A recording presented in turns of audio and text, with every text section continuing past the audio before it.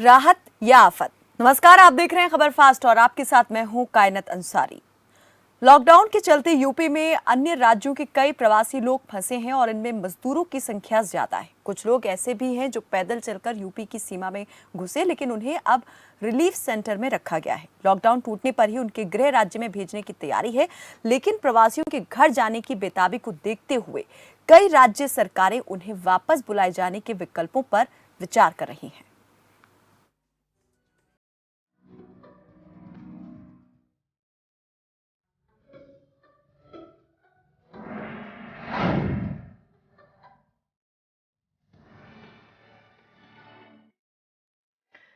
देशव्यापी लॉकडाउन को 1 महीना पूरा हो चुका है। दूसरा चरण 3 मई तक चलना है, लेकिन इस मियाद के पूरा होने से पहले केंद्र सरकार ने किसानों और छोटे दुकानदारों को बड़ी राहत दी है और रिहायशी इलाकों में स्थित सभी प्रकार की दुकानें खोलने की इजाजत दे दी है। वहीं केंद्र के इस कदम से एक कदम और आगे बढ़ते हुए राज्य सरकारों ने प्रवासी मजदूरों के मसले को हल करने की कोशिश की है। कई राज्यों ने दूसरे स्टेट्स में बसें भेजकर अपने लोगों को बुलाना शुरू कर दिया है। कई हजार प्रवासी तो अपने अपने राज्य पहुंच भी चुके हैं। उत्तर प्रदेश ने शनिवार से ही इसकी शुरुआत कर दी थी और मध्य प्रदेश ने महाराष्ट्र को पत्र लिखा है कि वहां के लोगों को वापस आने दें। महाराष्ट्र ने राजस्थान सरकार से अपने लोगों के लिए सेफ पैसेज मांगा है। छत्तीसगढ़ ने भी कोटा में बसें भेजकर 1,500 छात्रों को बुला लिया है। जम्मू कश्मीर ने भी अपने लोगों को अलग अलग राज्यों से बुलाना शुरू कर दिया है। गुजरात में फंसे मध्य प्रदेश के सैकड़ों प्रवासी मजदूर लॉकडाउन के बीच ही वापस लौट चुके हैं। 98 बसों में करीब 2,400 मजदूरों को लाया गया। सीएम शिवराज सिंह चौहान ने कहा कि देश के बाकी हिस्सों में फंसे लोगों को भी लाया जाएगा। राजस्थान से भी एमपी के लोगों को लाया जा रहा है। हालांकि सवाल अब ये भी उठ रहा है कि अगर यही करना था तो महीने भर का इंतजार क्यों किया। सवाल दूसरा ये भी कि अगर यहां पर ये राहत दी जा रही है लॉकडाउन के बीच, तो इसके कितने गंभीर परिणाम जो हैं वो सामने आ सकते हैं। क्योंकि अगर कैबिनेट मंत्री नितिन गडकरी की बात करें तो वो पहले ही इस बात को लेकर आशंका जाहिर कर चुके हैं कि अगर गांव भेजे जाते हैं मजदूर या गांव अपने जाते हैं मजदूर, तो वो कोरोना कैरियर हो सकते हैं और कोरोना के संक्रमण का खतरा जो है यहाँ पर उनसे बढ़ सकता है। और यही सोच करके सरकारों ने ये कहा था जब लॉकडाउन लागू किया गया था कि जो जहां पर है वो वहीं थम जाए, वहीं रुक जाए, क्योंकि अगर दूसरी जगह वो बिना किसी जांच के इलाज के जाते हैं तो संक्रमण के तेजी से फैलने का खतरा जो है वो भी उतना ही ज्यादा बढ़ जाता है। लेकिन अब ये कह सकते हैं कि पूरी तरीके से गलत नहीं होगा कि जिसका डर था आखिर वही हो रहा है। मजदूरों की बेताबी और उतावलापन जो है वो इस कदर बढ़ गया था कि अब राज्य सरकारों को मजबूरन या यूं कहें कि अब मर्जी से ये फैसला लेना पड़ रहा है कि अपने अपने लोगों को बुलाना जो है शुरू कर दिया है राज्य सरकारों ने। और यूपी की अगर बात करें तो बड़ी संख्या में मजदूर अभी तक यूपी भेजे जा चुके हैं। हरियाणा से भी कई बसें मजदूरों को लेकर यूपी पहुंची हैं। हमारे साथ इस विषय पर कई मेहमान जुड़ चुके हैं चर्चा के लिए। चलिए सबसे पहले उनका तारुफ आपसे करा देते हैं, उसके बाद करते हैं चर्चा की शुरुआत। अरविंद भारद्वाज हमारे साथ जेजेपी के प्रवक्ता जुड़ चुके हैं। बजरंग दास गर्ग हमारे साथ कांग्रेस के प्रवक्ता जुड़े हैं और डॉक्टर रोहित भयाना हमारे साथ जुड़े हैं, अंतर्राष्ट्रीय स्वास्थ्य विशेषज्ञ हैं आप। और कुछ ही देर में संदीप चौधरी राजनीतिक विश्लेषक भी हमारे साथ जुड़ेंगे। बहुत स्वागत है आप सभी का हमारे साथ इस चर्चा में जुड़ने के लिए। सवाल मैं सबसे पहले अरविंद भारद्वाज जी आपसे करना चाहूंगी। जेजेपी के प्रवक्ता हैं और हरियाणा में जेजेपी जो है वो बीजेपी के साथ गठबंधन में सरकार जो है वो भी चला रही है।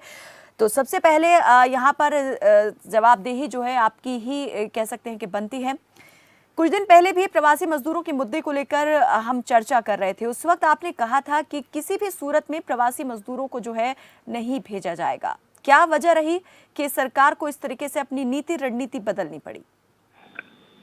देखिए कायना जी, समय के हिसाब से जिस तरह से जो चैलेंजेस हमारे सामने फेस कर रहे हैं उस हिसाब से सरकारें रणनीतियां बना रही हैं। क्योंकि ये कोई ऐसी समस्या है नहीं कोरोना कि जो पहले भी हमारे यहाँ कभी आई हो या इस तरह की समस्याएं आती हो। ये बिल्कुल एक नया एक्सपीरियंस है और सिर्फ हरियाणा के लिए नहीं, देश के लिए नहीं, बल्कि पूरी दुनिया के लिए।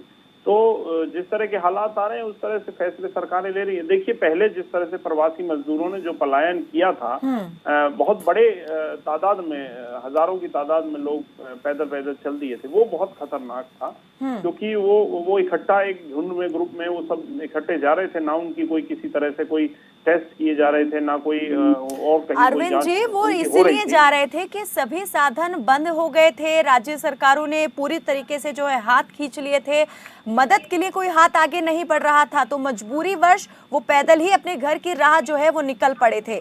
लेकिन अब रातों रात मैं यही जानना चाह रही हूँ आपसे कि ऐसा क्या हो गया, क्यों अपनी नीति जो है वो बदलनी पड़ी? क्योंकि लॉकडाउन की दुहाई देकर पहले राज्य सरकार इसी बात पर अडिग थी कि लॉकडाउन है तो सभी के लिए है, उल्लंघन किसी सूरत में नहीं होना चाहिए। केंद्र की तरफ से भी जब आदेश आए थे तो राज्य सरकारों ने सख्ती बरती थी, पैदल जा रहे मजदूरों को रोका गया था। लेकिन क्या केंद्र की तरफ से ये आदेश आए हैं कि जो जहां जाना चाहते हैं उन्हें जाने दिया जाए, या ये खुद ही अपने स्तर पर सरकारों ने फैसला लिया है?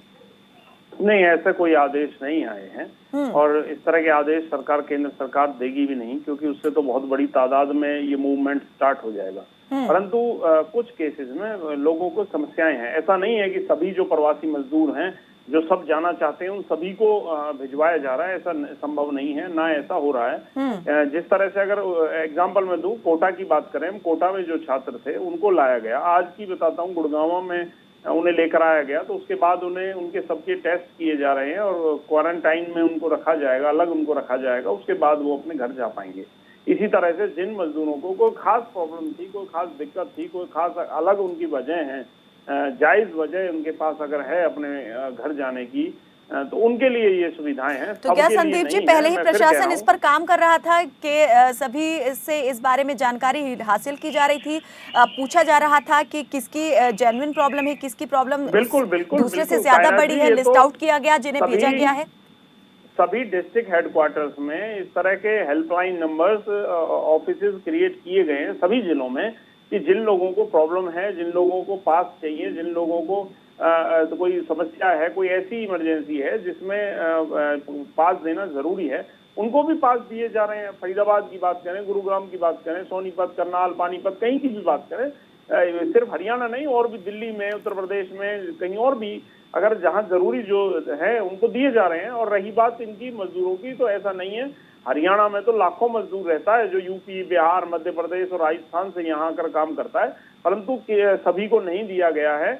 कहीं किसी की कोई समस्या है, कोई दिक्कत है, उनके लिए इंतजाम किए गए हैं, और उन लोगों के लेकिन ये कहना भी जल्दबाजी होगी कि इसलिए उनके लिए गाड़ियों का इंतजाम, बसों का इंतजाम इसलिए किया गया कहना जी, क्योंकि उनके पास साधन नहीं है। संदीप जी, क्या ये कहना जल्दबाजी नहीं होगी कि अभी कुछ ही मजदूरों के लिए इंतजाम किया गया है, कल को क्या पता कि सभी के लिए ये आदेश जो है वो निकल जाए कि रेलवे सेवा जो है स्पेशल ट्रेन चलाने की बात, क्योंकि कई राज्य सरकारों ने यहाँ पर केंद्र से इस बारे में मांग भी की है कि स्पेशल ट्रेन चलाई जाए, मजदूरों को जो जहाँ जाना चाहते हैं, जिस राज्य में है फंसे हुए हैं, वहां से उन्हें वहां ले जाने के लिए। तो ये कह पाना कि अभी सभी के लिए नहीं है, मुझे लगता है थोड़ी जल्दबाजी होगी। बजरंग दास जी, आप क्या कहना चाहेंगे? इस तरीके से जो फैसला लिया गया है उसे किस तरह से देखते हैं, और इसके जो परिणाम हैं उन्हें आप क्या कहेंगे, क्या मानते हैं, कैसे परिणाम निकलेंगे? कायनात जी, सबसे पहले हमें कोरोना महामारी से लड़ने की जरूरत है, कोरोना से मुक्ति पाने की जरूरत है। आज हरियाणा सरकार तो ये कह रही है दिल्ली स्टेट के आदमी हरियाणा में एंट्री ना करे, उनको हम एंट्री नहीं करने देंगे, उनको रोका जाएगा। दूसरी तरफ ये कहा जा रहा है भाई जो व्यक्ति मजदूर बाहर जाना चाहे या आना चाहे, उनको आने जाने की इजाजत दी जाएगी। जब आप अगर इनको भेजना ही था तो सरकार को रोकने की क्या जरूरत थी? इतने दिन रोक के रखा जबकि जाने के लिए तैयार थे। बजरंग जी, स्वागत नहीं करेंगे सरकार के इस कदम का? यानी कि आप पहले तो आप इस बात को लेकर कह रहे थे कि भेजा जाना चाहिए, लेकिन अब सवाल क्यों? मैं मैडम जी राजनीतिक बात नहीं करूंगा, मैं सामाजिक बात करूंगा, जनहित की बात करूंगा। तो कोरोना की लड़ाई के अंदर कांग्रेस पार्टी बकायदा सरकार के साथ खड़ी है और खड़ी रहेगी और पूरा सहयोग कर रही है। यहाँ तक कि हमारा प्रदेश का व्यापारी, उद्योगपति, आम जनता, किसान पूरा सहयोग कर रही है। मगर मैं ये पूछना चाहता हूँ, जब सारे मजदूर यहाँ से भेज दोगे आप, तो क्या सरकार एक तरफ यूं भी कह रही है हम उद्योग चलाने की छूट दे रहे हैं, मंडियों के अंदर अनाज भरा पड़ा है, कैसे तो मंडियों से अनाज की भरपाई होगी, कैसे सिलाई होगी, कैसे अनाज का उठान होगा, दूसरी तरफ कैसे फैक्ट्री मजदूरी चले जाएंगे, फैक्ट्री कैसे चलेगी। और भट्टे चलाने की इजाजत सरकार ने दे दी है, भट्टे चालू है, जब यहाँ से लेबर चली जाएगी भट्टे बंद हो जाएंगे। तो मैं नहीं समझता इस कोरोना महामारी के अंदर जहाँ मजदूर भाई हमारे साथी है उनको रोजगार की बात है, रोजगार हरियाणा में मिल जाएगा, रोजगार हरियाणा दे रहा है। जहाँ तक कि मैं समझता हूँ कोरोना महामारी के अंदर जितने भी हमारे मजदूर भाई थे, साथी थे, कोई ये नहीं कह सकता किसी प्रकार की इनको तकलीफ आई हो। खाने की व्यवस्था, ठहरने की व्यवस्था व्यापारियों ने अपने दम के ऊपर अपने सहयोग से की है। खाने की व्यवस्था, सूखे राशन की व्यवस्था, ठहरने की व्यवस्था, मेडिकल व्यवस्था, हर प्रकार की व्यवस्था की है। सरकार ने आदेश किया जो कर्मचारी जिसके जहाँ लगा हुआ है, जिस फैक्ट्री के अंदर है, उद्योगपतियों को, भट्टे वाले को, दुकानदार को उनकी तनख्वाह देनी होगी, उनकी व्यवस्था करनी होगी। मगर सरकार ने ये नहीं बताया कि व्यापारी उद्योगपति उनकी व्यवस्था भी करेगा, तनख्वाह भी देगा, आप उसे बिजली के बिल भी लोगे, हाउस टैक्स भी लोगे, पानी के बिल भी लोगे, इनकम टैक्स भी लोगे, अदर टैक्स भी लोगे। आपने जो छोटे छोटे व्यापारी जो उद्योगपति थे, भट्टे वाले थे, उनके लिए आपने क्या छूट दी? कैसे वो लोग अपना गुजारा कर पाएंगे? कैसे वो लोग मतलब अपने व्यापार को चला पाएंगे? आज सरकार ने एक नया फरमान जारी किया 2 दिन पहले कि भाई कस्बे के अंदर और शहरों की गलियों में दुकानें खुलेगी। मगर अभी तक आप तसल्ली कर लीजिए, मैंने आज पूरा दौरा किया है, शहर का दौरा किया है और 2 दिन से मंडियों के दौरे पे भी हूँ। जहाँ स्थिति है, शहर को सरकार को स्पष्ट करना चाहिए इन चीजों की दुकानें खुलेगी और जो दुकानें खुलने के आदेश दे उनको तुरंत प्रभाव से जिला प्रशासन उनकी परमिशन दे ताकि वो अपने दुकान। अरविंद जी कई सवाल यहाँ पर उठाए बजरंग दास जी ने। पहला तो ये भी कहा कि सरकार एक तरफ तो उद्योग धंधों को, फैक्ट्रीज को शुरू करने की बात कर रही है, दूसरी तरफ से मजदूरों को उनके घर जो है वापस भी भेजने का इंतजाम किया जा रहा है। यहाँ पर ये दोनों बातें एक साथ कैसे संभव हो सकती हैं? दूसरा ये भी कि अगर करना यही था तो इतने वक्त तक इंतजार आखिर क्यों किया?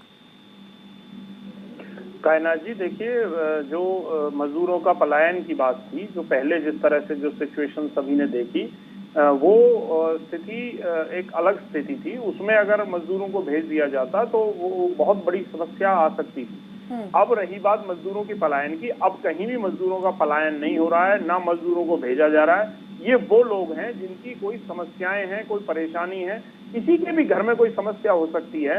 हमारे पास जो सरकार के पास जो एप्लीकेशंस आ रही हैं लोगों की, जो लॉकडाउन में छूट चाहते हैं, कोई पास चाहते हैं, किसी के रिश्तेदार में कोई डेथ हो गई है, कोई बीमार है, कोई और समस्या है किसी की, तो ऐसे जो विषय हैं उनके लिए ये छूट दी जा रही है।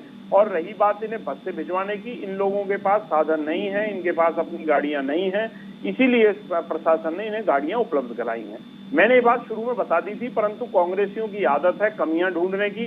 मैं बजरंग दास जी से पूछना चाहता हूं, इनके अपने बच्चे नहीं है, मान लीजिए कोटा में नहीं पढ़ रहे हैं, मान लीजिए इनके अपने बच्चे भी कोटा में पढ़ रहे होते, तो क्या ये उम्मीद नहीं करते कि सरकार इनके बच्चों को वापस यहाँ लाए, वो वहां फंसे हुए हैं?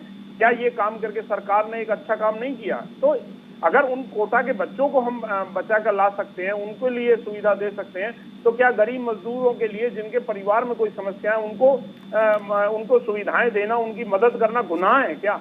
ये कांग्रेस की आदत है कि इनके पास सिर्फ और सिर्फ एक ही चश्मा है जिससे ये कमियां ढूंढते हैं और इसके अलावा इन्हें कुछ नजर नहीं आता।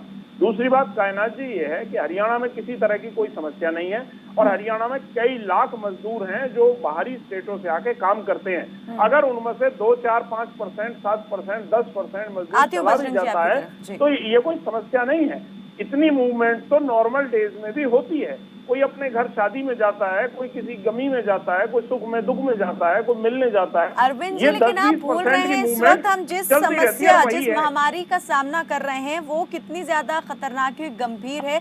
संक्रमण के लिए जरूरी नहीं है कि एक बड़ा जत्था ही जो है वो जरूरी हो। किसी एक संक्रमित व्यक्ति से भी सैकड़ों लोग संक्रमित हो सकते हैं। इस बात को हम क्यों उसका नजरअंदाज कर रहे हैं? नहीं, उसके लिए कायनात जी सारे रूल रेगुलेशंस जो है उनको फॉलो किया जा रहा है। जो भी, जैसे मैंने वो आपको उदाहरण के तौर पे बताया कि जो कोटा से बच्चे लाए गए गुरुग्राम में, उनको उनके सबके जो कोरोना टेस्ट के लिए टेस्ट लिए गए हैं। इसके अलावा उन्हें क्वारंटाइन भी किया जाएगा, उसके बाद उनको घर भेजा जाएगा। ऐसा नहीं है कि सीधा बसों में भर के हम ले आए और उनके घर भिजवा दिया। हम पूरा जो प्रोसीजर है इसको वो पूरा फॉलो कर रही है सरकार, पूरा, चाहे क्वारंटाइन का हो या टेस्ट के लिए जो प्रोसीजर है, उसके बाद उनको घर भेजा जाएगा। ये सब जी, चीजें सरकार कर गर्ग रही जी। है। परंतु कांग्रेसियों को ये सब सुनना चाहिए, समझना चाहिए सरकार क्या इंतजाम कर रही है। लीजिए सीधा घर से निकलिए और विरोध करना शुरू कर दीजिए। ये कोई अच्छी बात नहीं है। ये सकारात्मक भूमिका विपक्ष की नहीं होती है। जी, गर्ग जी। मेरे साथी ने कहा विरोध करने की बात, सच्चाई छुप नहीं सकती। ये जो लोग हैं ना, ये सिर्फ झूठी बयानबाजी से कोई लोग राजी नहीं होता। एक तरफ तो सरकार कहती है मजदूरों को घर भेजा जाएगा, किसी को रोका नहीं जाएगा। अब ये साहब कह रहे हैं कि 1%, 2% जरूरत का व्यक्ति जिसको जरूरी काम है, कि मजदूर है कि आम नागरिक है, उसके आने जाने की तो रोक टोक नहीं होनी चाहिए। हम भी चाहते हैं, मगर मैंने ये नहीं कहा कि बात आ रही है सारे मजदूरों की वापिस जाने की। भाई उन्हें जाना सारे है, मजदूर नहीं जा रहे हैं कायनात जी ने, इन्हें जानकारी दुरुस्त कीजिए। इन्हें जानकारी नहीं है। आपने ये कर दिया। मेरे ख्याल से मीडिया से दूर रहे, इनको जानकारी नहीं है। मैं मीडिया की आप इन्हें संख्या बताइए, कितने मजदूरों को भेजा जा रहा है। कायनात जी आपके पास रिकॉर्ड होगा, आप इन्हें संख्या बता दीजिए। भेजने की बात नहीं, जो 1000 बताया जा रहा है। अब अभी तक 2200 से ज्यादा मजदूर जो है वो यूपी जा चुके हैं। इन्होंने कहा मजदूरों, इन्होंने कहा मजदूरों लाखों मजदूर काम करता है हरियाणा में। बात सुनो, आप बोल रहे थे ना दौलानी, या तो मेरी सुन लो। एक ही बात पर आपने कही है बजरंग, आपने कहा आप बड़े मैच्योर आदमी हैं, आप व्यापारी भी हैं, आप समझिए उस बात। मेरी बात सुनिए सिर्फ 22 आप बोल रहे थे, मैं नहीं बोल रहा था। मेरी बात धीरे से सुनिए आप, मैं आपको खास सिस्टम बताऊंगा। आपने कहा मजदूरों की कमी नहीं है। जब मजदूरों की कमी नहीं है तो गेहूं मंडियों से क्यों नहीं उठ रहा, सेंटरों से क्यों नहीं उठ रहा? आज 20 तारीख की गेहूं की परचेज हुई, 15 तारीख से सरसों की परचेज है, जबकि मजदूरों की कमी कारण वो मंडियां भरी पड़ी है। किसान मंडियों के अंदर बैठा है, मजदूरों के कारण उसका उठान नहीं हो रहा। आप कह रहे मजदूरों की कमी नहीं है। दूसरी तरफ आप कहते हो तो यहाँ हम मजदूरों भेज ही दे। देखो, मैं खुद मानता हूँ जरूरत का जो भी मजदूर है, कोई भी व्यक्ति है, किसी के परिवार में तकलीफ है, उसको जाने की इजाजत मिलनी चाहिए, हमें कोई ऑब्जेक्शन नहीं। मैंने उस पॉइंट को नहीं कहा। मैंने ये कहा अगर आप सारे मजदूर जाना चाहे और सारे मजदूरों को आप भेज दोगे, एक तो कोरोना ज्यादा फैलेगा, उनकी टेस्टिंग का सिस्टम है। ये मानो कोई मजदूर को हम बना जाए, हमें ये तो इजाजत नहीं है। हमने मंडी के अंदर हमने मजदूरों के भरपाई में जो पल्लेदार हमारे चले गए, लाखों जो पल्लेदार जो मंडियों में काम करते थे, तो वो अनाज भराई का काम भी वो करते थे, अनाज सफाई का काम भी वो करते थे, सिलाई का काम भी करते थे, उठान का काम करते थे, तो एफसीआई गोदाम में वो अनाज सरसों गेहूं लगाते थे। आज नहीं है तो दिक्कत आ रही है, सरकार को भी आ रही है, आड़तियों को भी दिक्कत आ रही है। ये एक साझा काम है, आप समझिए, प्रैक्टिकल बात कीजिए। हमारा उद्देश्य ये है कि आम जनता को सहयोग मिले, किसान को सहयोग मिले। जो सरकार चाहती है कि फैक्ट्री चालू हो, एचटीएस चालू हो तो उसमें मजदूर की डॉक्टर जरूरत रोहित पड़ेगी। भयाना की तरफ मैं जाऊं इससे पहले मैं चाहूंगी संदीप जी आप भी जरा इस पर रोशनी डालें। राजनीतिक विश्लेषक हैं आप इसे किस तरह से देखते हैं? क्या इसे राजनीतिक चश्मे से देखा जाना चाहिए या यूं कहा जाना चाहिए कि अब इस मामले में केंद्र और राज्य सरकारों का जो नजरिया है वो थोड़ा अलग हो गया है? केंद्र थोड़ी ढील देती है, उससे आगे बढ़ करके अब राज्य सरकारें जो है प्रवासी मजदूरों को लेकर जो फैसला किया है भेजने का, चाहे वो यूपी सरकार की बात हो, महाराष्ट्र सरकार भी जो है वो इस बारे में बातचीत कर रही है राज्य सरकारों से कि जो उनके लोग हैं वो वहां आने चाहिए, व्यवस्थाएं की जाए। तो कैसे इसको देखा जाए और क्या माना जाए कि अब ये मजदूरों का जो मामला था, प्रवासी मजदूरों का ये मसला हो चुका था और इसका हल निकालने के लिए मजबूरीवश राज्य सरकारों ने ये कदम उठाया? देखिए कायनात जी, सबसे पहले तो आपको और देशवासियों को रमजान की बहुत बहुत मुबारकबाद। जी बहुत और शुक्रिया। ये रमजान का पवित्र महीना है और इस तरीके का फैसला सरकार ने लिया है, हरियाणा सरकार ने भी लिया है, यूपी सरकार ने भी लिया है, मध्य प्रदेश सरकार ने भी लिया है। आपको मालूम होगा गुजरात से भी निकाला गया मजदूरों को, राजस्थान से भी निकाला गया, हरियाणा से भी निकाला जा रहा है। और इसमें आपको एक चीज समझनी पड़ेगी कि ये इस तरीके की प्रॉब्लम थी कायनात जी, जिसका पहले से कोई ब्लूप्रिंट तैयार नहीं था। इतनी बॉटम लेवल तक की तैयारी नहीं थी किसी भी सरकार के पास, या पूरी दुनिया में किसी के पास नहीं थी। लेकिन स्टेप बाय स्टेप चीजों को स्टडी किया जा रहा है और जहाँ पे जो प्रॉब्लम है उनको सॉर्ट आउट किया जा रहा है। खाने की व्यवस्था भी की गई, पार्टियों की तरफ से भी की गई, सोशल जो लोग काम करते हैं, एनजीओ चलाते हैं, उन्होंने भी की। लेकिन अभी 40 दिन का आपको मालूम है जिस तरीके से लॉकडाउन है, ऐसे में जो हमारे मजदूर भाई हैं जो अलग अलग स्टेट में काम करने के लिए जाते हैं, हरियाणा में भी जाते हैं, पंजाब में भी जाते हैं, यूपी के लोग भी हैं, बिहार के लोग भी हैं, बंगाल के लोग भी हैं। तो जिस तरीके से हरियाणा और यूपी का बॉर्डर लगता है, तो ऐसे में दोनों सरकारों ने आपस में बातचीत करके, क्योंकि प्रॉब्लम आपको भी पता है कितनी बड़ी है, लोगों को खाने पीने की समस्या, उनके पीछे उनके घर परिवार भी है जहाँ पर वो कमाई करके मजदूरी करके पैसा भेजते थे। ऐसे में मजदूरी भी नहीं वो कर पा रहे हैं, क्योंकि बहुत सारे लोग हैं जो गाँव में काम करते हैं वो तो कर सकते हैं, लेकिन जो शहरों में काम करते थे, फैक्ट्रियों में मजदूरी करते थे, वो 40 दिन से अगर घर में बैठे हैं तो आप समझ सकते हो अपना घर चलाना कितना मुश्किल है। ऐसे में देश का हर आदमी, चाहे बड़ा हो, छोटा हो, गरीब हो, अमीर हो, वो चाहते हैं कि अपने सुरक्षित ठिकाने पे पहुंच जाए। तो अगर सरकारों ने इन चीजों को समझा है, उसकी मजबूरी को समझा है, तो पहली बात तो इसका स्वागत होना चाहिए कदम, ये बड़ा सराहनीय कदम है। और आगे की बात आपको बताऊं, जिस तरीके से यूपी के मजदूरों की मैं पहले आपको बताता हूं, हरियाणा सरकार अपनी बसों से शामली में उनको भेज दिया। शामली एक डिस्ट्रिक्ट आता है जो हरियाणा के पानीपत से जब हम यमुना क्रॉस करते हैं तो फौरन शामली स्टार्ट हो जाता है। और वहाँ पे ये व्यवस्था की गई है कि जो भी यूपी में मजदूर आ रहे हैं उनका हेल्थ चेकअप किया जा रहा है। कोई भी मजदूर बिना हेल्थ चेकअप के नहीं जाएगा। शामली से उनको अलग अलग डिस्ट्रिक्ट में जहाँ से वो बिलोंग करते हैं वहाँ भेजा जाएगा। और संदीप जी, सवाल अब ये भी एक बड़ा हो जाता है कि अगर हम अस्पतालों में टेस्टिंग की बात करते हैं तो वहाँ भी इंतजाम पूरे दिखाई नहीं देते हैं। अब अगर यहाँ पर ऑन रोड कैंप लगा करके इस तरह से हम टेस्टिंग की बात करें या हेल्थ चेकअप की बात करें तो वो कितना ज़्यादा विश्वसनीय हो सकता है, ये समझा जा सकता है। कैसे पूरी तरीके से भरोसा किया जाए इन चीज़ों को लेकर के कि जो टेस्टिंग हो रही है, चेकिंग हो रही है, वो पूरी तरीके से विश्वसनीय है और जैसी पुख्ता होनी चाहिए उस तरीके से हो रही है? देखिए, बहुत अच्छा सवाल है कायनात जी आपका। ये तो आपको मालूम है वर्ल्ड वाइड इतनी बड़ी प्रॉब्लम है, अभी तक हमने देखा उसके सिम्टम्स भी अलग अलग बताए जाते हैं, प्रिकॉशंस भी अलग अलग टाइम टू टाइम चेंज होते रहते हैं। लेकिन अगर हमारे मजदूर कहीं भूखे मर जाएंगे, उनको रहने की व्यवस्था नहीं होगी, बहुत सारी समस्याएं हैं। अगर गवर्नमेंट आप संदीप जी, आप फिर से अपनी ही बात को फिर काट रहे हैं। अभी थोड़ी देर पहले आपने कहा कि राज्य सरकारों ने व्यवस्थाएं की, राज्य सरकारें भी इस बात का अभी भी दम भर रही हैं कि जिन प्रवासी मजदूरों को रोका गया, शेल्टर होम्स में रखा गया, सब तरह की व्यवस्थाएं उनके लिए की गई और की भी जा रही हैं। लेकिन अचानक से जो ये निर्णय हुआ है, कायनात जी मैं आपको ये बताना चाहता हूँ, अभी तक आपने देखा इतना लंबा पीरियड हुआ, सभी सरकारों ने इंतजाम किया, किसी को भूखे मरने नहीं दिया।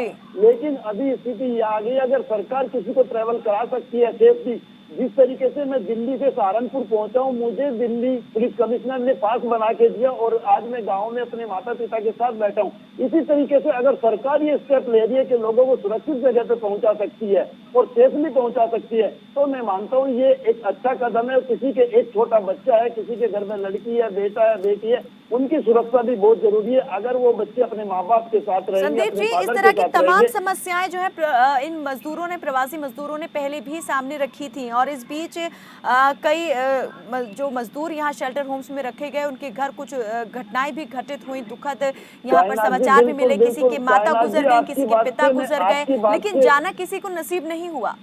कायनात जी, आपकी बात से सहमत हूँ। ये ऐसा मैटर था जिस पे सडनली डिसीजन नहीं लिया जा सकता था। सरकारों ने इस स्थिति का जायजा लिया, स्थिति को रीड किया, उसको पूरे तरीके से स्टडी किया, और स्टडी करने के बाद जो सेफ कदम थे वो सेफ कदम उठाए जा रहे हैं। जो आज ये बसों से लोगों को यूपी में लाया जा रहा है, योगी जी ने ये घटना एक हफ्ते पहले इस चीज को डिक्लेयर किया था, और जो होम सेक्रेटरी है उनको आदेश दिया था कि किस तरीके से मजदूरों को लाया जा सकता है। सेफ्टी मेन पर्पज था, किस तरीके से उनको सेफली पहुंचाया जा सकता है, उसके लिए पूरा रोड मैप तैयार किया गया। इस तरह अचानक कहीं से बसें नहीं आई हैं, पूरी तैयारी करने के बाद उनको लाया जा रहा है। लेकिन क्या इसको इस तरह से भी नहीं कह सकते कि सरकारें आजिज आ गई थी बार बार मजदूरों की इस तरह से सड़क पर उतर आने से, पैदल पलायन से, और इसलिए इस समस्या को पूरी तरीके से खत्म करने के लिए अब ये फैसला लिया गया कि अगर जाना ही चाहते हैं तो हम ही क्यों ना व्यवस्था कर दें। बिल्कुल, इस चीज में कोई दो राय नहीं। आपने देखा होगा जिस तरीके से दिल्ली से लोग पैदल निकल के बिहार तक पहुंचे, उसके बाद भारतीय जनता पार्टी की सरकारों ने इस तरीके का फैसला लिया कि लोगों को पैदल ना जाने दिया जाए, और इनका हेल्थ चेकअप करके इन्हें बसों के माध्यम से, सरकार का ये स्टेप है जो सराहनीय कदम है। क्योंकि कोई भी सरकार इतनी गंभीर होती है तो समझ सकते हैं आप, लोगों की चिंता सरकार को है। डॉक्टर रोहित भयाना, आप अंतर्राष्ट्रीय स्वास्थ्य विशेषज्ञ हैं, आपसे मैं जानना चाहूंगी कि ये जो निर्णय लिया गया है सरकार की ओर से, मजदूर जहां जाना चाहते हैं वहां उनको भेजा जा रहा है, ये कैसे आप इसको देखते हैं, और इसके परिणाम कितने आप गंभीर देखते हैं? अगर मेडिकल टर्म्स में हम बात करें, राजनीति की या फिर कहें कि मानवीयता के चश्मे से हम देखें तो बहुत अच्छा दिखाई देता है, लेकिन अगर इसको स्वास्थ्य के लिहाज से हम देखें, सभी के सेहत से जुड़ा हुआ ये सवाल है, तो उसके लिए आप ऐसे कैसा मानते हैं? देखिए कायनात जी, मैं अपनी बात की शुरुआत एक सेंटेंस से करूंगा। ये हमारे देश का दुर्भाग्य है कि हम लोग राजनीति के पहलू से पहले सोचते हैं और साइंस के पहलू से दूसरे नंबर पे सोचते हैं। होना उल्टा चाहिए। हमें साइंस के पहलू पर पहले नंबर पे सोचना चाहिए, राजनीति के पहलू से दूसरे नंबर पे सोचना चाहिए। कांग्रेस, बीजेपी और बाकी पार्टियों को लड़ने के लिए बहुत मौके मिलेंगे। ये समय आपस में लड़ने का नहीं है, ये समय लड़के इस समस्या को हल करने का है। जहां तक प्रवासी मजदूरों के पलायन की या उनको इधर उधर भेजने की बात है, what I will say is inverted comma the devil is in the details, inverted comma close. इस सेंटेंस का मतलब ये है कि क्या तैयारी की है सरकार ने, किस तरह से उसको इम्प्लीमेंट कर रही है, कौन से हेल्थ विशेषज्ञ इन्वॉल्व हैं इस प्लान को बनाने में, उनकी सलाहें कितने आगे तक मानी गई हैं, कितना मुस्तैदी से कोरोना वायरस का टेस्ट जो ये कह रहे हैं वो हो रहा है। मैंने आप ही के चैनल पे पहले भी ये बात रेज की है कि जो गवर्नमेंट के टेस्ट हैं वो पूरी तरह से कामयाब नहीं है, उसमें काफी प्रॉब्लम्स हैं, और धीरे धीरे सरकार इस बात को मानती जा रही है। अब बात आई कि कुछ लोगों को भेज रहे हैं और कुछ लोगों को नहीं भेज रहे हैं।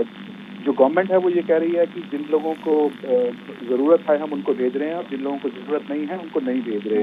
जिनको जरूरत है उससे पहले उनको कितने अच्छे से स्क्रीन करके क्वारंटाइन करके इंश्योर किया गया है कि वो एक एसिम्प्टोमेटिक कैरियर नहीं है, अगर उनको कोई सिम्टम ना हो तब भी, और कितना उनका सोशल डिस्टेंसिंग मेंटेन किया जाएगा ड्यूरिंग ट्रांसपोर्ट।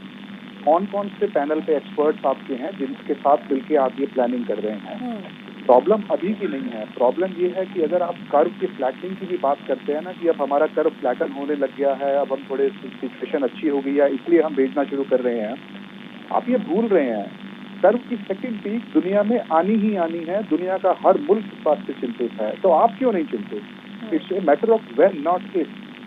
मेरा सवाल ये है कि क्या आपने इस पहलू को अच्छे से सोचा है, इस पर विचार किया है, क्या आपने इंश्योर किया है कि ये पलायन कर्व की सेकंड पीक का कारण नहीं बनेगा?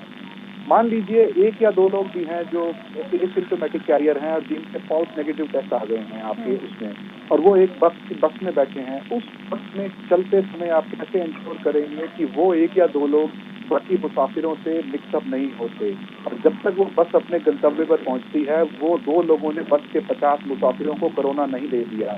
वो 50 मुसाफिर जहां उतरेंगे, आप कैसे इंश्योर करेंगे कि वो गांव में जाके 50 से 500 या 5000 नहीं हो जाएंगे और एक सेकंड पीक आ जाएगी। इस ख्याल से इन सब बातों पे विचार करके गवर्नमेंट को एक्सपर्ट्स के साथ ये डिसीजन लेना चाहिए, रादर देन पॉलिटिकल लेवल पे लेना चाहिए। संदीप जी कुछ कहना चाह रहे हैं? जी संदीप जी।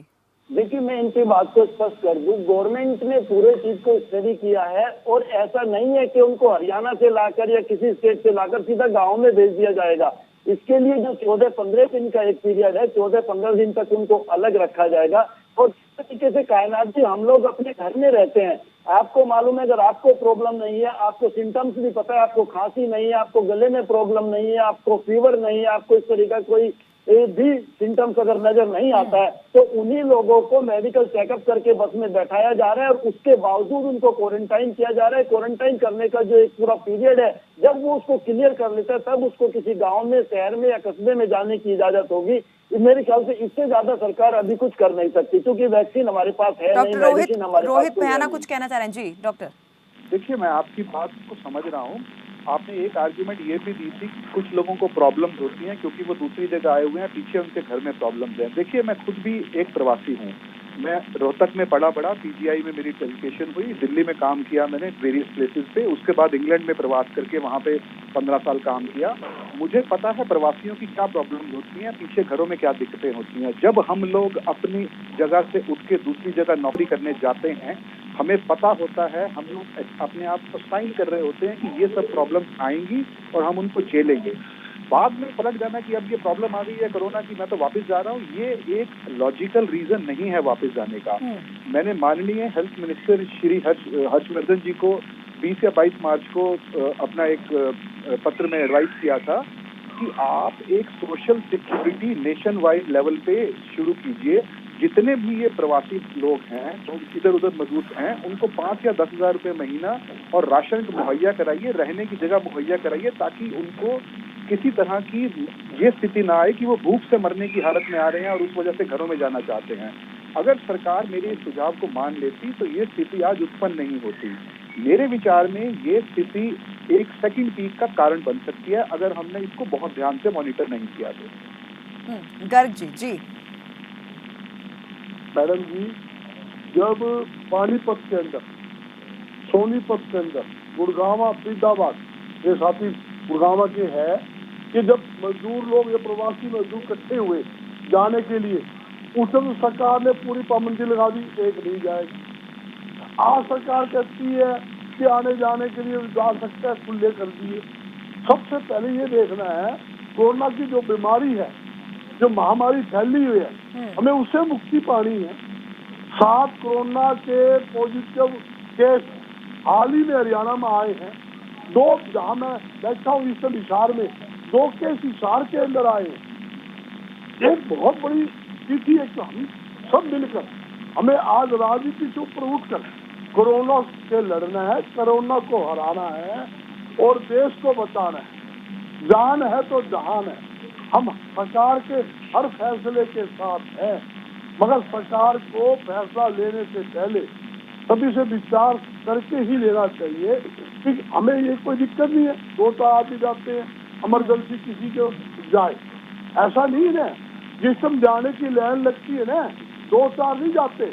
आपने गुड़गांव में हाल देखा, आपने दिल्ली के अंदर हाल देखा, आपने महाराष्ट्र में हाल देखा, आपने गुजरात में हाल देखा। रेलवे स्टेशन पे 20-30 हजार आदमी कैसे इकट्ठे हो गए, सारा लॉकडाउन तोड़ दिया, कैसे उनको लोगों ने बनाया, पुलिस ने बनाया, प्रशासन ने, सरकार ने और सामाजिक व धार्मिक संस्थाओं ने बनाकर उनको वापिस भेजा। उनकी व्यवस्था की, खाने की, ठहरने की, उनके राशन की, जहाँ तक कि उनकी पैसे की व्यवस्था भी सामाजिक धार्मिक संस्थाओं ने की है। मैं इस हरियाणा की जनता का, हरियाणा की सामाजिक व धार्मिक संस्था का धन्यवाद करना चाहता हूँ। हरियाणा की जितनी भी सामाजिक धार्मिक संस्थाएं हैं, व्यापारी संगठन हैं, सभी ने रात दिन, जितने भी हमारे प्रवासी मजदूर हैं या पलेदार है या जरूरतमंद गरीब व्यक्ति है, मैं दावे के साथ कहता हूँ हरियाणा के अंदर एक भी व्यक्ति ना तो कोई भूखा है, ना भूखा किसी को सोने दिए जा रहा है। हर एक की झुग्गी में, झोपड़ी में आप चेक कर लीजिए, दिन का खाना, शाम का खाना, सूखा राशन तक सामाजिक व धार्मिक संस्था पहुंचा रही है और हर प्रकार की कपड़े की, पैसे की मदद भी सामाजिक व धार्मिक संस्था कर रही है। जिस प्रकार डॉक्टर साहब ने कहा, मैं इनकी बात का समर्थन करता हूँ। सरकार को चाहिए उनके लिए मूलभूत सुविधा, जहाँ तक उनके राशन, उनको जो पैसे की व्यवस्था उनके पास हो जाए, तो मैं दावे के साथ कहता हूँ कोई भी मतलब जिसको जरूरी है, तकलीफ है, किसी के बिहार में कोई बीमार है, कोई रिश्तेदारों को तकलीफ है, उनको तो जाना है, उनके लिए इजाजत देनी चाहिए। मजदूरों के अलावा आम जनता को भी देनी चाहिए। ये नहीं कि जिस प्रकार गुजरात लेकिन फिर गर्ग जी, अगर इसी तरह से सबको इजाजत मिलती रही, लोग सड़क पर इसी तरह से खुलेआम निकलते रहे, तो फिर लॉकडाउन का फिर मतलब ही क्या रह जाता है? जो लोग अपने घरों में बैठे हुए हैं अपने, मैंने सबकी बात नहीं कर रहा। और एक बात और भी मैं कहना चाहूंगा, मैं राजनीतिक बात नहीं कर रहा, मैं सामाजिक बात कर रहा हूँ। मैं ये कहना चाहता हूँ, सरकार कहती है हमने कोरोना से लड़ने के लिए हर प्रकार की व्यवस्था की है। अग्रवाल मेडिकल कॉलेज जो है हमारे समाज का मेडिकल कॉलेज है, सरकार के सहयोग से चल रहा है। वहाँ पर आज तक कोरोना की लैब सरकार ने नहीं भेजी। सरकार ने वादा किया था हम जल्दी ही वहाँ लैब उपलब्ध करा देंगे, जबकि अग्रवाल के अंदर बना हुआ है। 5 जिले हमें दे रखे हैं, हिसार, फतेहाबाद, सरसा, भिवानी और यहाँ तक की दादरी। 5 जिला का सेंटर बनाया हुआ है अग्रवाल मेडिकल कॉलेज। ओनली वहाँ पर कोरोना के पेशेंट का इलाज होता है। सब ओपीडी बंद कर दिए। 3000 पेशेंट का वहाँ इलाज होता था। मैं सरकार से पूछना चाहता हूँ, जब अपना करनाल के अंदर कल्पना चावला मेडिकल कॉलेज है, वहाँ आपने ये कोरोना का ये सेंटर क्यों नहीं खोला? जहाँ रोहतक जो सबसे बड़ा हब है, जब हमारा अग्रवाल मेडिकल कॉलेज है, उससे 3 गुना बड़ा डॉक्टर साहब बैठे मेडिकल कॉलेज है और 10 गुना ज्यादा वहाँ मेडिकल सुविधा है। हमारे पास तो 64 लाख लोगों की मतलब इलाज की सुविधा के लिए सेंटर बना दिया गया। रोहतक मेडिकल कॉलेज को 30 लाख आदमी का सेंटर बनाया गया, जहाँ 10 गुना सुविधा है। और कल्पना चावल जो सीएम साहब का जो गृह क्षेत्र है, वो सेंटर नहीं बनाया गया।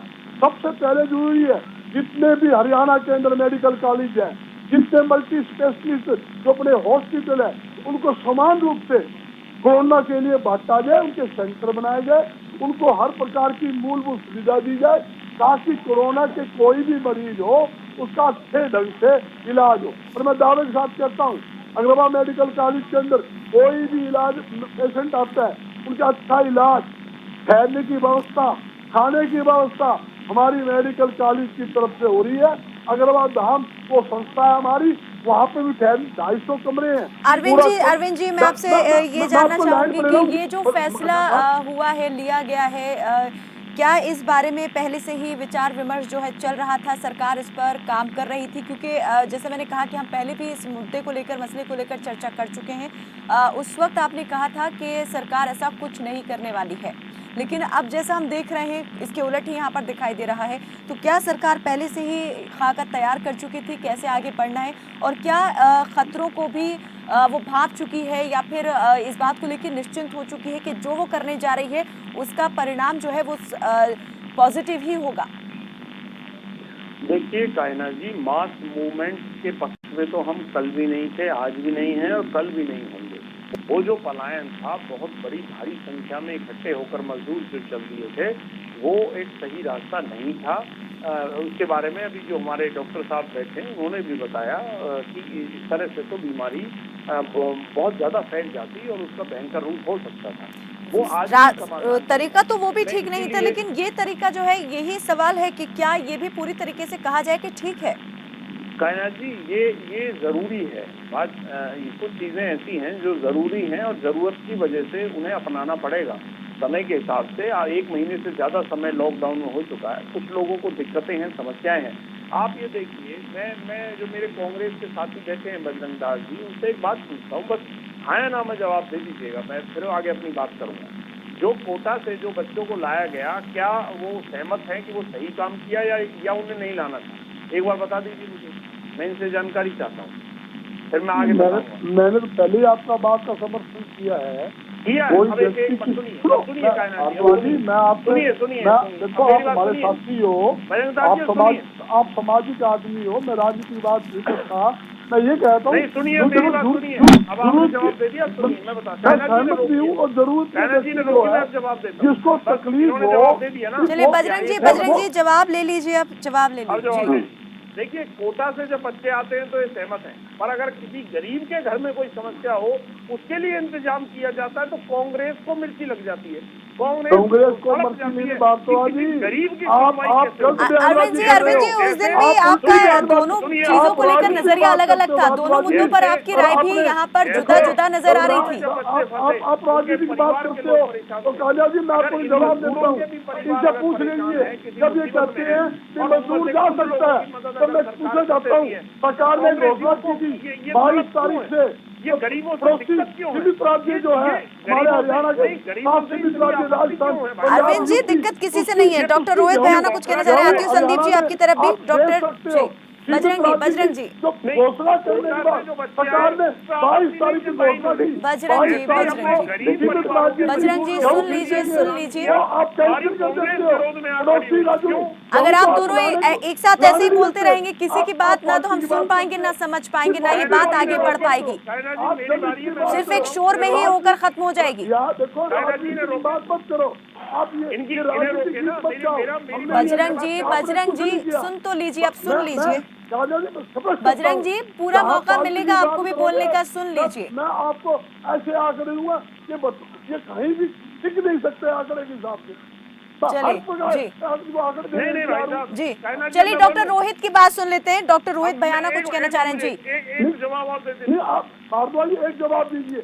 चलिए जल्दी अरविंद जी। जब आप मजदूरों को ला सकते हो, मजदूरों को भेज सकते हो, तो सीमित राज्य की गेहूं जो है, जो आपने घोषणा की थी 22 तारीख से हम रजिस्ट्रेशन करके सीमित राज्य की गेहूं यहाँ हरियाणा में खरीद देंगे, आपने कल उस लेटर को कैंसिल कैसे कर दिया? जो सीमित राज्य की गेहूं, एक किसान रो रहा है और पड़ोसी पानीपत है, बराबर में हमारे मंडी लगती है यूपी। चलिए अब जवाब ले लीजिए बजरंग जी, सवाल पूरा हो गया है आपका। जी अरविंद जी गेहूं तो खरीद नहीं कर रहे, उसका लेटर कैंसिल कर रहे हो। आप ये कहते हो प्रवासी मजदूर हम भेज सकते हैं, हमारा ये बजरंग जी आप सुन तो लीजिए, सुनेंगे जी। अरविंद जी सायनाथ जी देखिए, इनका चाल चलन चरित्र कांग्रेसियों का निकल कर बाहर आया। इन्हें हरियाणा के किसान की चिंता नहीं है कि उसका दाना सरकार खरीदे ना खरीदे, इन्हें चिंता है हरियाणा किसान हमारा है, व्यापारी हमारा है। हरियाणा किसान के किसान का गेहूं खरीदना हमारी जिम्मेदारी है। आपने जो घोषणा करी, सरकार ने जो वादा किया, चलिए जिस विषय पर हम चर्चा कर रहे हैं उस पर राजनीति नहीं करनी चाहिए, बिल्कुल राजनीति नहीं होनी चाहिए। मानवीय पहलुओं से और साइंटिफिक पहलू से भी उसको देखना जरूरी हो जाता है, क्योंकि जिस समस्या से, जिस महामारी से जूझ रहे हैं वो बहुत ज्यादा गंभीर है, भयानक है, खतरनाक है। जी डॉक्टर रोहित। सरकार ने किया, व्यापारियों को पेट पे लात मारने का इनने किया, आरतीयों को उजाड़ने का काम फिर किसने किया? इस सरकार ने किया। बजरंग जी चलिए जी, जो वायदे किए, जो घोषणा कर ली, लेटर जारी करने के बाद 2 दिन के बाद ये लेटर विड्रॉ करती है, क्या आरती साथ धोखा करती है हरियाणा के किसान के साथ? बजरंग जी अगर आप चुप नहीं होंगे मुझे मजबूरन आपकी म्यूट करानी पड़ेगी आवाज। जी रोहित जी। देखिए कायनात जी, मैं वही बात कहूंगा, ये बहुत दुर्भाग्यपूर्ण है कि हमारे देश के रहनुमा, जिनके हाथों में जनता ने एक विश्वासपूर्ण डोर थामी है अपनी जिंदगी की, वो इस तरह से एक दूसरे के साथ उलझने में ज्यादा यकीन रख रहे हैं जब बजाय इसके कि साथ मिलके इस लड़ाई को लड़ने की। मैं दोनों से विनती करूंगा हाथ जोड़ के कि कृपया आप विशेषज्ञों की बात सुनिए, डॉक्टर्स की बात सुनिए। ये आपका डोमेन ऑफ वर्क नहीं है, आपका डोमेन ऑफ वर्क इलेक्शंस है, पॉलिटिक्स है, ये हमारा डोमेन ऑफ वर्क है। हमें हमारी बात कहने दीजिए और मैं आपसे बार बार विनती करूंगा, बात सुनिए क्योंकि हमें जाने बचानी है। बाकी हर चीज बाद में हो सकती है, इकोनॉमी रिपेयर हो सकती है, पैसा बाद में आ सकता है, पॉलिटिक्स बाद में दोबारा खड़ी हो सकती है, हारे हुए वोट अगले इलेक्शन में दोबारा जीते जा सकते हैं, हर 5 साल बाद इलेक्शन आता है, सरकारें दोबारा आ सकती हैं। इंसान की जिंदगी दोबारा नहीं आएगी। जो एक बार मर जाएगा वो मर जाएगा। वो बद्दुआ मत लीजिए अपने साथ। आज वक्त है, हम लोग कुछ कर सकते हैं साथ मिलके। आगे बढ़िए, हाथ बढ़ाइए, एक दूसरे के साथ मिलके काम कीजिए, एक्सपर्ट्स की बात सुनिए। हमें देश को बचाना है। जो हालत Britain, Italy, France, even America में हो रही है, हमें उस रास्ते पे नहीं चलना है। परसों ट्रंप ने कहा कि आप जो है इंजेक्ट कीजिए अल्कोहल को। पॉलिटिक्स को छोड़कर आप उन लोगों की बात सुनिए जिनको इस बारे में नॉलेज है, जो इस बारे में रिसर्च कर रहे हैं, जो इस बारे में सारी दुनिया की बात पे नजर रखे हुए हैं। तभी आप लोग अपने प्रदेश को बचा पाएंगे। मैं पूरी तरह से मानता हूं कि आप दोनों की नीयत बहुत साफ है। आप दोनों की पार्टियां और आप दोनों ही जनता का अच्छा चाहते हैं, और आप दोनों ये चाहते हैं कि हर इंसान की जान माल की सुरक्षा हो, इकोनॉमी भी बच जाए और लोग भी बच जाएं। मैं आप सबका साथ देना चाहता हूं, हम सब डॉक्टर्स आप सबका साथ देना चाहते हैं, लेकिन ऐसे साथ कैसे हो सकता है अगर हम लोग आपस में भिड़ते रहेंगे। यही बात मैं बार बार सब चैनल्स पे कह रहा हूं, हम लोग एक सेना है। हमारा दुश्मन कोरोना वायरस है, ये एक तृतीय विश्व युद्ध है, वर्ल्ड वॉर 3। अगर आपस में लड़ेंगे तो दुश्मन से कौन लड़ेगा? यही मेरी छोटी सी गुजारिश है आप लोगों से। मैं पॉलिटिशियन नहीं हूँ, लेकिन छोटी सी आपको रिक्वेस्ट करता हूँ। डॉक्टर रोहित, हम ये भी जानना चाहेंगे कि इतने वक्त से ये जो प्रवासी मजदूर हैं ये शेल्टर होम्स में रह रहे थे, तो क्या एक ये आधार माना जा सकता है इनके स्वस्थ होने का कि ये पहले से ही क्वारंटीन पीरियड जो है वो पूरा कर चुके हैं, और अगर इनको भेजा जा रहा है तो उसमें इतनी ज़्यादा खतरे वाली बात नहीं है, खतरा बहुत कम हो जाता है, या इसके बावजूद आप देखते हैं कि खतरा जो है वो फिर भी बना हुआ है? देखिए कायनात जी, इस समय ये कहना बहुत मुश्किल है कि जो ये लोग आइसोलेशन में रह रहे थे वो आइसोलेशन कितनी स्ट्रांगली इम्प्लीमेंटेड था। क्या वो लोग बिल्कुल ही बाहर नहीं निकले, किसी के भी कांटेक्ट में नहीं आए? हाँ, अगर वो सिम्प्टोमेटिक नहीं है तो ये एक अलग बात है, लेकिन क्या वो एसिम्प्टोमेटिक कैरियर नहीं हो सकते? ये मेरा सबसे बड़ा प्रश्न है। यही प्रश्न WHO, चीन और ब्रिटेन इस टाइम पे बार बार पूछ रहे हैं। ब्रिटेन ने अपने टेस्ट की संख्या 1 लाख टेस्ट पर डे कर दी है, जबकि ब्रिटेन की आबादी हिंदुस्तान की आबादी के सामने कुछ भी नहीं है। ब्रिटेन क्यों 1 लाख टेस्ट पर डे कर रहा है? जर्मनी क्यों 500,000 टेस्ट की बात कर रहा है हर रोज करने की? ऐसे ये इतने बड़े विकसित मुल्क ऐसे फिगर्स की बातें क्यों कर रहे हैं? क्योंकि हम लोग एसिम्प्टोमेटिक लोगों को पकड़ना चाहते हैं, जिनमें पता ही नहीं कि वायरस छुप के बैठा हुआ है। वो लोग असली खतरा हैं।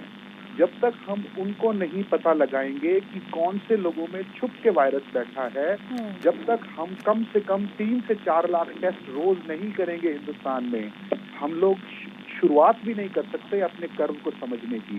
फ्लैटन करना तो बहुत दूर की बात है।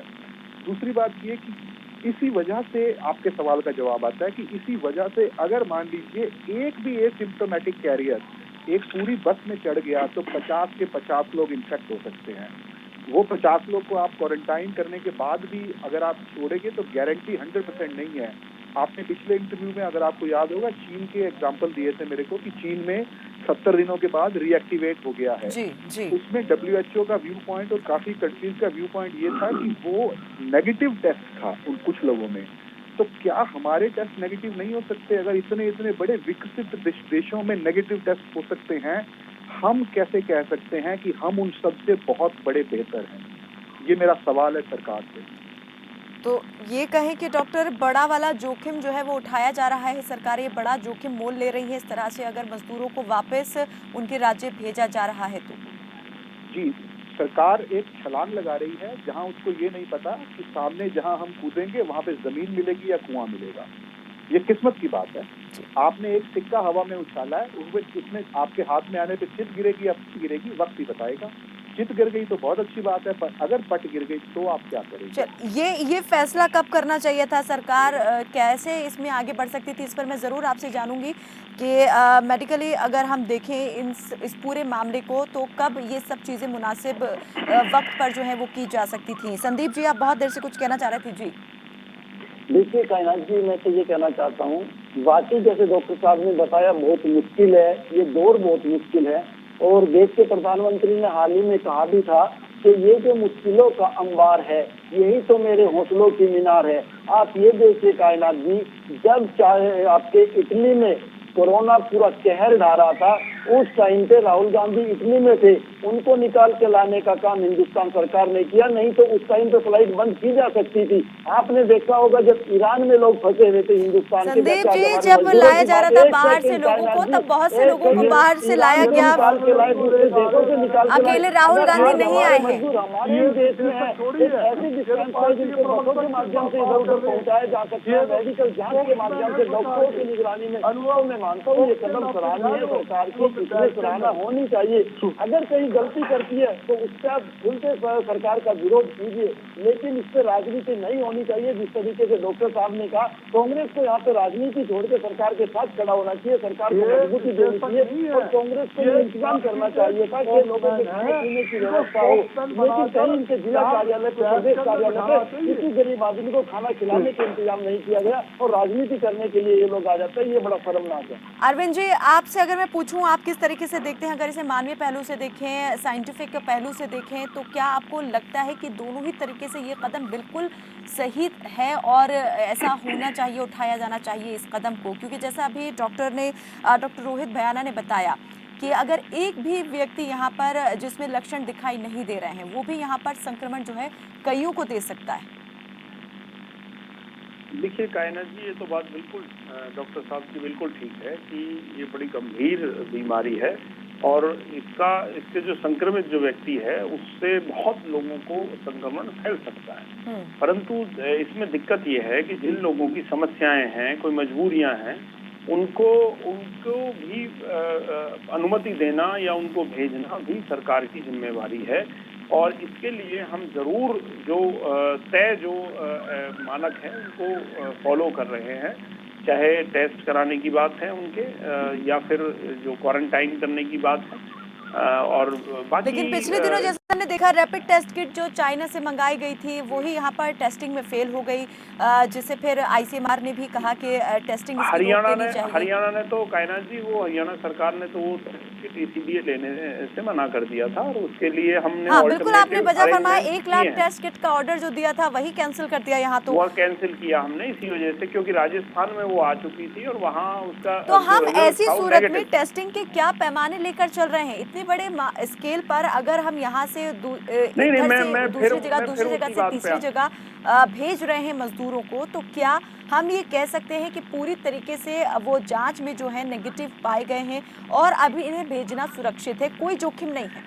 कायनात जी, मैं फिर उसी बात पर दोबारा आता हूँ कि इतने बड़े स्तर पर नहीं है, ये एक मिसअंडरस्टैंडिंग हमें है कहीं ना कहीं कि बहुत बड़े स्तर पर ये मजदूर जा रहे हैं, ऐसा नहीं है। अरविंद जी, लॉकडाउन में 5 लोगों के एक साथ इकट्ठा होने पर भी पाबंदी लगाई गई है और ये मनाही है, तो यहाँ पर अगर 100 की संख्या भी है तो वो भी बड़ी संख्या ही मानी जाएगी।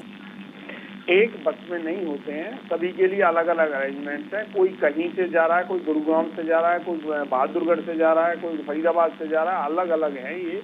कोई ये 2200 लोग जिनकी आप चर्चा कर रहे हैं, ये एक जगह पर इकट्ठे हुए हैं, सब अलग अलग हैं। एक बस में 20 से 25 मैक्सिमम लोग हैं, इससे ज्यादा एक बस में नहीं भेजे जा रहे हैं। ये सोशल डिस्टेंसिंग का भी ध्यान सरकार की ओर से रखा जा रहा है, परंतु कुछ मजबूरियां हैं, इसीलिए ये जो राहत है, ये छूट है सरकार ने दी है और सारे मानकों को फॉलो करके हमने जो डॉक्टर रोहित आपसे जी निर्देश हैं, जो एडवाइजरी है, उसको इग्नोर नहीं किया है, उस पे कंसर्न लेके उन सभी मानकों को तय करके फॉलो करके इनको भेजा जा रहा है और ये सबको नहीं भेजा जा रहा है। मैं फिर दोहराऊंगा, वरना बजरंग दास जी फिर यहीं से शुरू कर देंगे इस बात को कि सबको नहीं भेजा जा रहा है जिनकी मजबूरियां थी। ज्यादातर मजदूरों को हरियाणा में रोक लिया गया है, उन्हें समझा बुझाकर उनकी जरूरतों को पूरा करके उन्हें रोक लिया गया है और इंडस्ट्री को भी कुछ हद तक खोलने की अनुमति हमारी सरकार ने चौटाला जी ने दी है। डॉक्टर रोहित, जैसा अभी यहाँ पर सरकार जो है रिलीफ भी देती जा रही है, जैसे गृह मंत्रालय ने ये ऑर्डर दिया कि